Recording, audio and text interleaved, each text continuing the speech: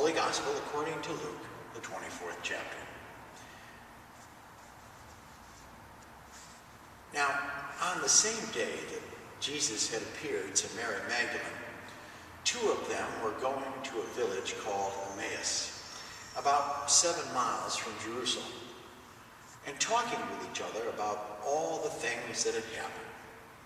While they were talking and discussing, Jesus himself came near and went with them, but their eyes were kept from recognizing him. And he said to them, "What are you discussing with each other while you walk along?" They stood still, looking sad. Then one of them, whose name was Cleophas, answered him, "Are you the only stranger in Jerusalem who does not know the things that have taken place there in these days?" He asked him, "What things?"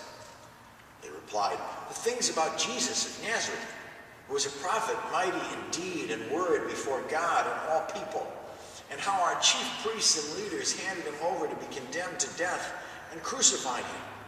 But we had hoped that he was the one to redeem Israel. Yes, and besides all this, it is now the 3rd day since these things took place. Moreover, some women in our group astounded us. They were at the tomb early this morning, and when they did not find the body there, they came back and told us that they had indeed seen a vision of angels who said that he was alive. Some of those who were with us went to the tomb and found it just as the women had said, but they did not see him." Then he said to them, "Oh, how foolish you are, and how slow of heart to believe all that the prophets have declared. Was it not necessary that the Messiah should suffer these things and then enter into his glory?" And then, beginning with Moses and all the prophets, he interpreted to them the things about himself in all the scriptures. As they came near the village to which they were going, he walked ahead of them as if he were going on. But they urged him strongly, saying, "Stay with us, because it is almost evening, and the day is now nearly over." So he went to stay with them. And when he was at table with them, he took bread, blessed and broke it, and gave it to them. Then their eyes were opened, and they recognized him, and he vanished from their sight. They said to each other, "Were not our hearts burning within us while he was talking to us on the road, while he was opening scripture to us?"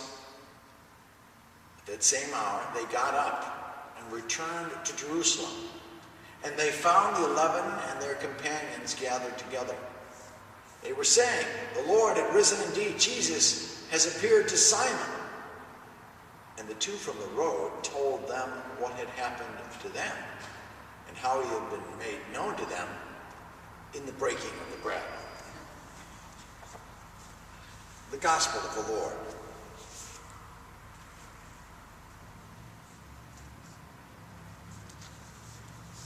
I have always felt that most people have been too hard on the disciples in the hours and days following Jesus' resurrection.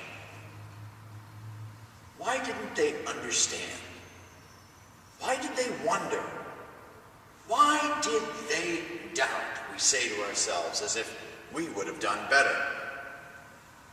The fact is that we have been pondering the resurrection of Christ for 2 centuries now, and still don't know exactly what happened. What we do know is that the resurrection goes against everything that we know about death. I've done an awful lot of funerals in my life, first working for Gibbons Funeral Homes and then as a pastor.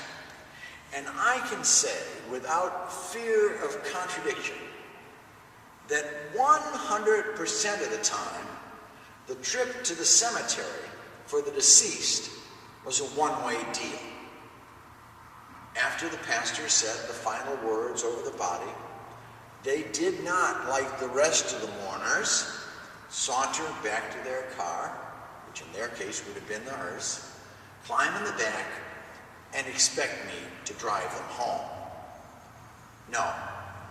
Once the vault cover was in place, or the ashes were interred, I drove home alone, which is exactly the way I wanted it.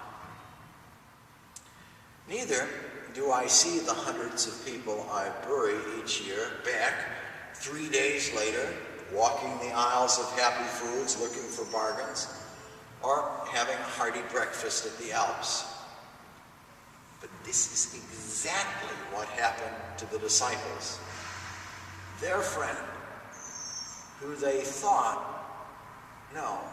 who they knew with absolute certainty was stone cold, definitely dead on Friday night, was back, showing up on a couple of Sunday nights and offering them and Thomas his peace, having breakfast with them on the beach in John's Gospel, and even in the scripture that we had just read this day, going on a resurrection road trip, literally chasing them down the street into the countryside to show them that he was indeed back in business and alive again. So why, wonders Dr. Thomas G. Long, did the disciples dismiss the first news of Easter with a wave of the hand? Well, it may have been the messengers. Women were the first to bring the news of the resurrection to the boys back home, and so the response may have been, because of the culture, to dismiss the women's words because they were women. They called it, in various translations, an idle tale, empty talk, a silly story, a foolish yarn, utter nonsense. You take your pick.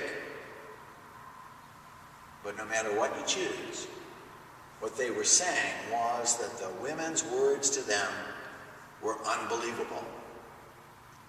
It wasn't just the messengers. It was the message. Again, Tom Long comes to our aid when he suggests that maybe the news of the empty tomb, the good news of Jesus' resurrection, the news of Jesus' victory over death was just too good to believe, too good to assimilate all at once. The two guys on the Emmaus Road have received a lot of bad press for leaving Jerusalem, but maybe they just needed to go off and assimilate all of the information away from the maddening crowd, to talk things through on their own, sort out all the conflicting accounts between the two of them without more conflicting accounts coming their way. How many of us, when confronted with a problem or a difficulty, haven't grabbed our best friend and asked him or her to go for a walk with us? The problem is the place they were walking to.